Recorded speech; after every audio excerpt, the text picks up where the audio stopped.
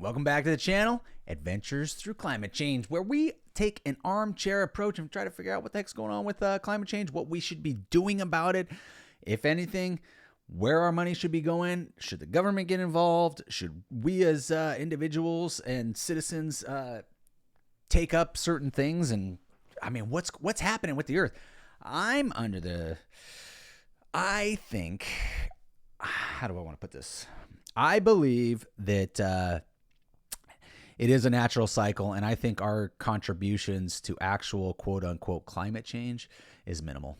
I think that we do raise CO2. I don't think CO2 does what we think it does. I think we'll find out how to pull more CO2 back out in the next 10 years. Like, I can just about guarantee that. It just seems like somebody's going to be making a lot of money doing that stuff, right? And they're probably getting funded by the government as research. So minimal risk, in my opinion. I just think that's what's going on. Okay.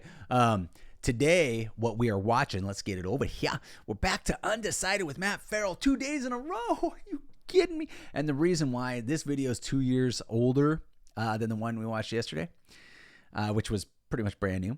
But it's the truth about wind turbines. How bad are they? I'm guessing they're not going to be that bad, according to him. Because as we saw in that last video, it seemed like he was a pro wind turbine guy. I don't know. It seemed like it. He was just talking about what the new turbines that were coming out and how much energy they produce versus solar panels, etc., etc. Let's get into it. This episode is brought to you by Brilliant. Click the link in the description below.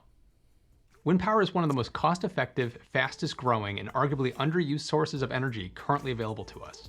It's also perceived as one of the greenest because wind turbines don't produce any greenhouse gases or pollutants while they're in operation.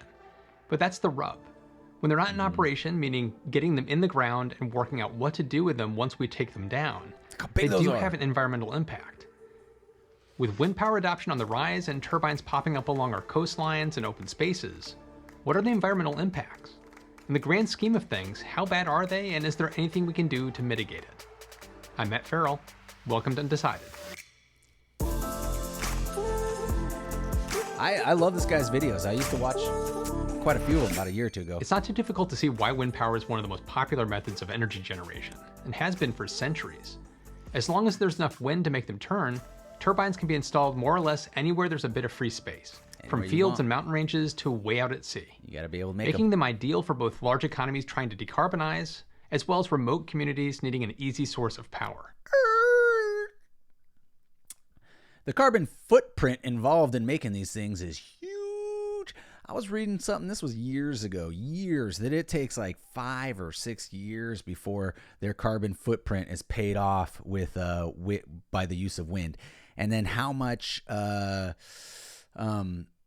and that's just to build them, right, and to get them going. But how much is also involved in the maintenance, oils? I don't know what type of hydraulic fluids. I don't know what type of fluids they use. I know when I went and saw it, they were talking about how oil leaking and different things like that was kind of a major issue with wind turbines, and that was one of the things that they were focusing on. I just wanted to throw that out before we get started. Back to you, Matt. They're simple to maintain and should last for decades.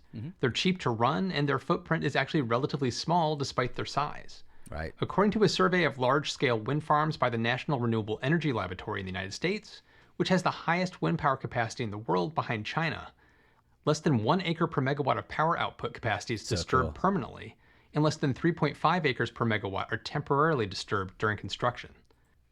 Where do you guys think that picture was, that one?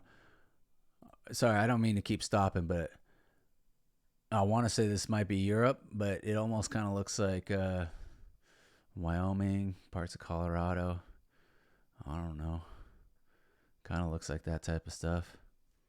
Anyways, move on. Per megawatt are temporarily disturbed during construction. Costs are also coming down all the time, with many governments now offering incentives to encourage more uptake. Although it doesn't produce as much power as some other sources, it's responsible for around 5% of global electricity produced in 2018. Which we saw 9% Wind offers on his last enormous video. potential, especially when deployed offshore, which is where a lot of the focus is at the moment. Although offshore wind only accounts for about 0.3% of the total energy generation worldwide, it's capable of making a much bigger contribution. According to the International Energy Agency, or the IEA, if we built wind farms on all usable offshore sites worldwide, sticking to certain conditions, like no further than 60 kilometers off the coast, and in waters no deeper than 60 meters, they could generate more than the world's entire current electricity demand on their own. Wow. But this would mean huge swaths of wind turbines popping up on practically every spare stretch of coastline. And would we want that? Well, probably not. But it does show what we could do with the wind power if we really went all out with the technology. And while a world completely scattered with turbines in every suitable spot may ultimately solve our clean energy problem, what we often forget is the amount of work it takes to put them there in the first place, both offshore and onshore. And this is where some of those arguments against wind's green credentials comes into play. Just to stop, I wanted him to finish a sentence, but gosh, I'm sorry for keep stopping. They will find ways to make these look better. They will find ways to disguise them, in whatever they're doing. They will look different in the future. I don't know if you guys remember the old telephone, not telephone poles, but like the cell phone towers. They were hideous. They're large. They're big. Now they're all making them look like trees. And yes, they don't look like real trees, but you have to really look at them and be like, because they do look pretty good now, and they're just going to look better in time, right? I have a feeling that this is going to be a similar type of situation where aesthetics is never the first plan, but it's usually after we get something going, it's like, okay, now what can we do to make it look better, right? So what are we talking about? Well, there's a lot that goes into preparing the ground for turbines, like excavating for foundations, bringing all the components to the site. A lot of concrete is typically needed, and onshore farms will often need new service roads to be put in, and the list goes on. Plus, a lot of these jobs are done using diesel-powered machines. Yep. A good example is the world's largest offshore wind farm, which is now under construction off the coast of the UK, which promises to produce enough electricity to power 4.5 million homes, which is approximately 5% of the country's total electricity demand, using some of the world's most powerful turbines. This all sounds great, but it also means miles of cabling, converter stations, vegetation clearance, land drainage, roads, grid connections, and it goes on. And with onshore farms, despite the relatively small footprint that we talked about earlier, there's still little else you can do with the land between the turbines other than farming and grazing. When there's often little choice but to build these huge structures in rural areas, you can begin to see why people talk about the industrialization of the countryside. Wind's environmental impact has also been called into question in other ways. There have been complaints from some people who live and work near wind farms about the noise the turbines make. In other places, birds and bats have been discovered flying into them, and this is thought to have contributed to a noticeable decline in the numbers of certain species. Right. In the US alone, it's estimated that as many as 500,000 birds are killed in wind turbine collisions each year. It's more than that. And with wind energy capacity due to increase significantly in the coming years, this figure could reach almost 1.5 million a year. But things are never that simple. Jeez. While the skies may be suffering, there's also evidence that offshore wind farms can be a boon to ocean species. A study by Kayla Slavik at the Helmholtz Center for Materials and Coastal Research in Germany found that the underwater platforms are having an unexpected and beneficial benefit to blue mussels. A typical wind turbine can support about 4 metric tons of the shellfish. And they also act as a marine preservation area since fishing and bottom trawling isn't allowed for safety reasons. Essentially, they're creating sanctuaries for sea life. The offshore wind farm near Block Island in the US is seeing similar wildlife flourishing around the base of the turbines.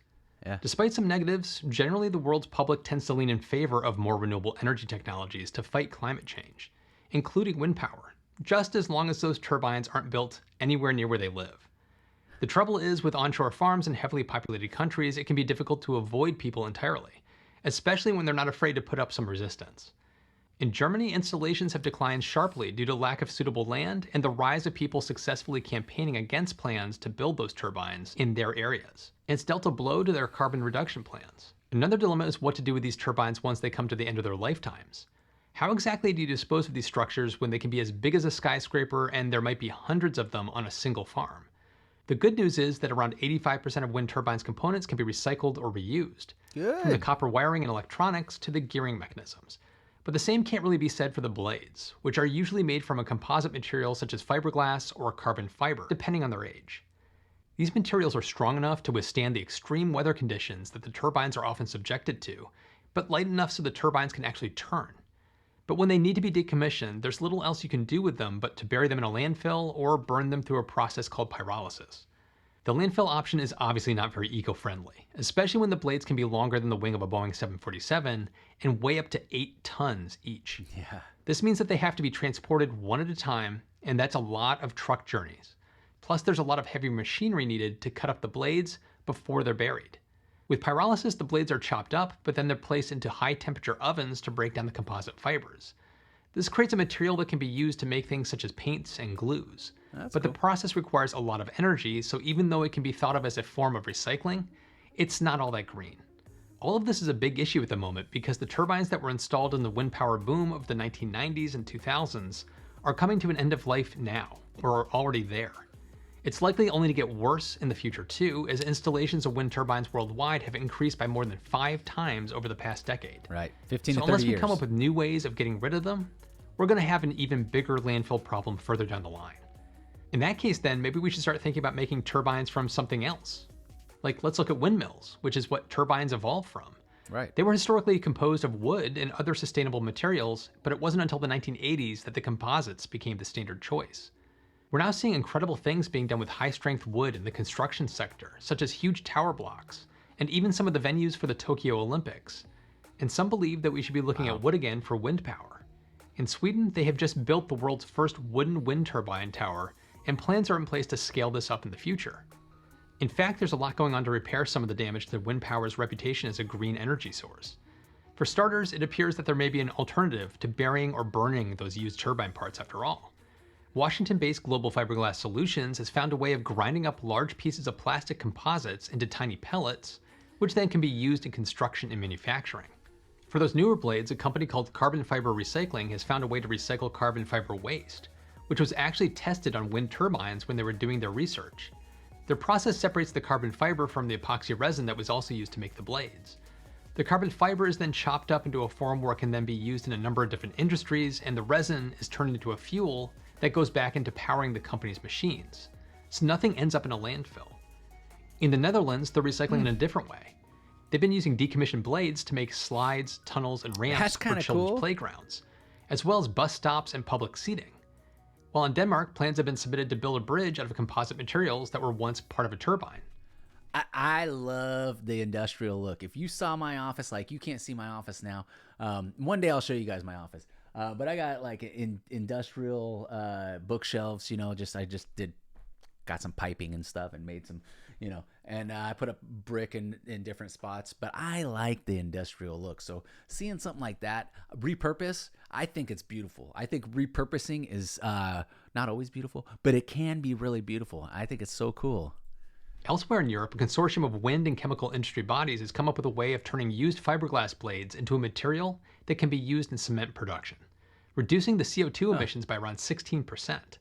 The blades have to be broken up into tiny bits first, but this can be done at the site where the turbines were installed, so there's no need for that heavy transport.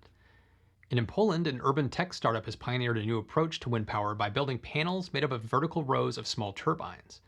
Although this is more suitable for smaller applications rather than powering huge grids, they're designed to eliminate the main disadvantages of wind power being silent, quick and easy to set up without being a danger to wildlife, or making a huge impact on the environment. It's important to remember that we'll never have a 100% green source of energy. There'll always be some kind of environmental impact no matter what we do. Even with its current downsides, if you look at the life cycle cost analysis of different forms of energy generation, wind turbines are only beat out by hydropower. So yes, maybe wind power does come with more downsides than many of us first realized. But the impact of increased investment in this source of energy at a time where we urgently need to lower our carbon emissions is undeniable. Imagine how much better we can make that LCA with innovations and new approaches to materials and disposal going on right now. There's a lot of smart people trying to solve these problems. And if you want to be one of them, you can get a jump start on that with the electricity and magnetism course at Brilliant. That's pretty cool. The heart of a wind turbine is all about electric motors and massive magnets, and this course walks you through all of the basics. It's really helped me with a better understanding for the underlying principles. I know not everyone may be into learning about magnets, but they have over 60 courses including topics in mathematics, statistics, and computer science. If you're like me and learn by doing rather than having to memorize formulas, then you're gonna love Brilliant. They teach all of the concepts through fun and interactive challenges, which help you to understand the why of something, not just the how. It's my favorite part of Brilliant. Go to brilliant.org/undecided to sign up for free. The first 200 people will get 20% off their annual premium membership. Thanks to Brilliant and to all of you for supporting the channel. So what's your take? Jump into the comments and let me know what you think about wind power. In a second. And as always, a special thank you to all of my patrons. Ooh, your some of who actually Patreon helped me with grew this in the script. last 2 years. All of your support is really helping to make this possible. If you like this video, be sure to check out one of the ones I have linked to right here. And be sure to subscribe if you think I've earned it. And as always, I already subscribed, buddy. Matt Ferrell, guys. Matt Ferrell, he does fantastic stuff. So you want to check out his channel. I mean, obviously, I want your subscription too, and I want to I like those accolades. They make me feel good and warm and fuzzy inside. I'll probably never monetize this channel unless it becomes so huge that I can't contain it, in which case I'd be making my own videos at that point and actually doing editing, because right now this is just breakdown videos and unedited. This is my only YouTube channel I've ever had where I don't touch any of the videos. I don't cut anything. I don't change anything. I don't edit it. I don't, nothing. I mean, what you guys get is start and stop. And that's the reason why I don't feel like it's, plus I'm just reacting to other videos. We call them reaction videos. I call them breakdowns, because a lot of this is, we're building upon other things that we've talked about. So the premise of this channel, Adventures Through Climate Change, is we are looking at all aspects involved in climate change and where our focus should be most involved, right? I mean, where we should be focusing the most. I said that weird. That's okay. And so with that being said, I do think that wind is the future. It is the future. And there's so many negativities to all the other ones. I wish he would have gone in depth. Like, he was talking about the breakdown and stuff, but he talked a little bit about the construction. But there's a website, and I'm drawing a blank on the name of it, and it gives the breakdown of what basically how much energy in oil or whatever it costs to make each thing. So it talks about the solar panels, and it talks about, because when in the grand scheme of things, we have to have a net positive, right? A net positive. So if it's using more oil and energy to produce it and keep it going than it's producing itself, it's not sustainable. It's not good. And so what I was reading before, and this was years back, but wind turbines are very expensive on the footprint, the petroleum footprint. So that's the other thing he didn't really mention, but I think goes to, I mean, we should be talking about, right? I mean, and he didn't mention like the oil, but I got a buddy that works on those things. And he just goes up there. I mean, he takes pictures from the top. Just, Eric, if you're watching this, you're one crazy dude. And he was one of my subscribers on one of my other channels, one of my first ones, like years back. And he was telling me that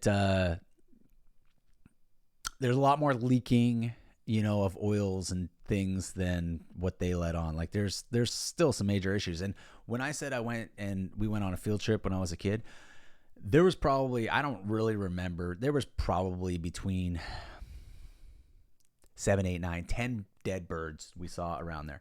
That was one turbine. So when he said, 500,000 or whatever, I'm like, I don't think so. If there was 7, granted, some of those were like skeletons, but I swear they probably weren't over a month and a half old. So even if it goes through 5 birds a month, and then you have hundreds of thousands of these, or millions of turbines. If you have millions of turbines and it's killing 5, and they're each killing 5 birds a month, so you got 1 million turbines and it's killing 5 birds a month, that's 5 million birds a month. So I don't know. I don't know. I don't know if that is really true. I'm just saying that's what happened to me when I went on the field trip, and this is years back. So it might be different now. Maybe there's less birds now. We've already killed them all. But with that being said, I'm going to end the video now. Let you guys, I was going to say go home, but I guess just watch somebody else. And I hope I earned your subscription today, tomorrow, sometime, and maybe a like sometime. But in the meantime, if you don't mind laying down a comment, tell me what to watch, tell me I'm an idiot, tell me whatever. I just appreciate reading them. Catch you on the next video.